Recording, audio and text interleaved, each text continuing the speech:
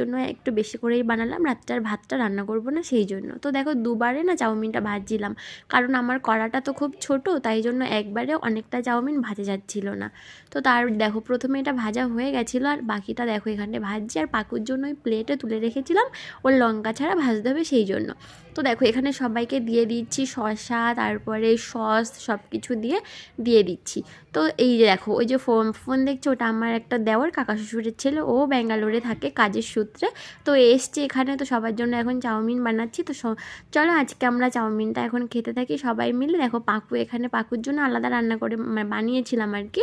তো সবাইকে দিয়ে দিলাম, সবাই মিলে এখন আমরা চাউমিন খাবো। রাত্রেবেলা কিন্তু এটা দিয়েই আমাদের ডিনারটা সারা হয়ে গেল।